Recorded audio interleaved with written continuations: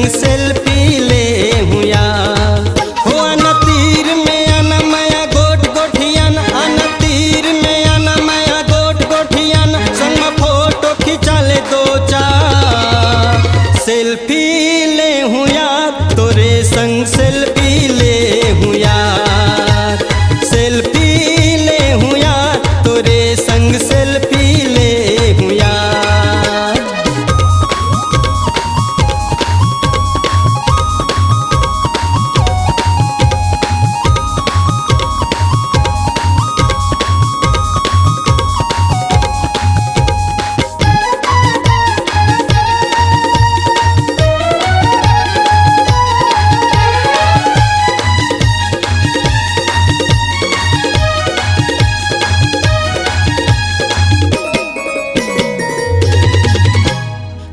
मोर धक धक करथे तोर बर माया के लेथे उफान।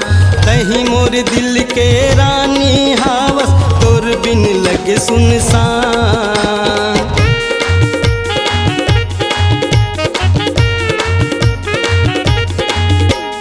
दिल मोर धक धक करथे तोर बर माया के लेथे उफान।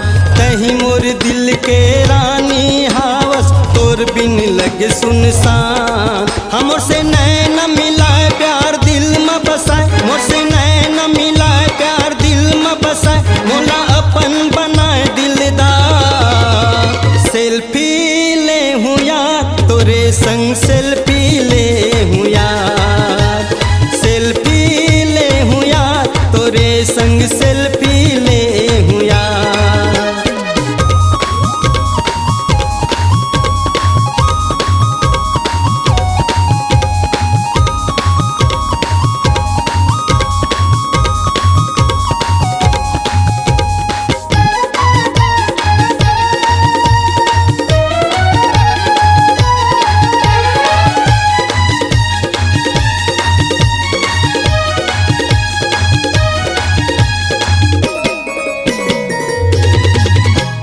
पहली नजर माँ दिल लचुराए झूल चेहरा बार बार।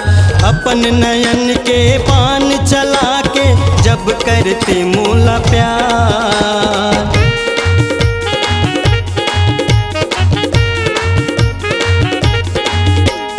पहली नजर माँ दिल लचुराए झूल चेहरा बार बार। अपन नयन के पान चला के जब करते मोला प्यार।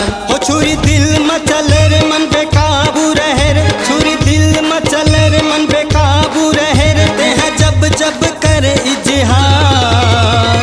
सेल्फी ले हूँ यार तोरे संग सेल्फी ले हूँ यार। सेल्फी ले हूँ यार तोरे संग सेल्फी ले हूँ यार। हो आना तीर में आना माया गोट गोठियान, आना तीर में आना माया गोट गोठियान, संग में फोटो खिंचा ले दो चार। सेल्फी ले हूँ यार तोरे संग सेल्फी ले हूँ यार। सेल्फी ले हूँ यार तोरे संग सेल्फी ले हूँ यार। हो आना तीर में आना माया गोट गोठियान, आना तीर में आना माया गोट गोठियान, संग में फोटो खिंचा ले दो चार। सेल्फी ले हूँ यार तोरे संग सेल्फी ले हूँ यार। सेल्फी ले हूँ यार तोरे संग सेल्फी ले हूँ यार। सेल्फी ले हूँ यार तोरे संग सेल्फी ले हूँ यार। सेल्फी ले हूँ यार तोरे संग सेल्फी ले हूँ यार। सेल्फी ले हूँ यार तोरे संग सेल्फी ले हूँ यार।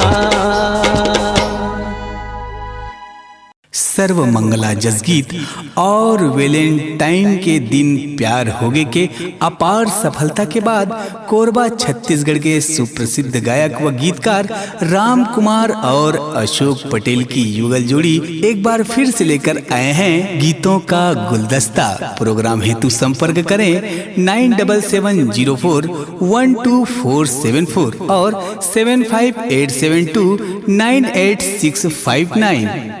आपकी आवाज ही आपकी पहचान है। यदि आप अपनी आवाज को एक नया आयाम देना चाहते हैं तो चले आइए मल्टी ट्रैक डिजिटल रिकॉर्डिंग के लिए AVM audio video studio Khamtarai Raipur. Mobile number 9301523929 और 7869646201। यदि आप नए एवं पुराने गीत सुनना चाहते हैं तो avmgana.com में जाकर गाना फ्री डाउनलोड करें और YouTube चैनल में AVM गाना और KK कैसेट्स को सब्सक्राइब करें।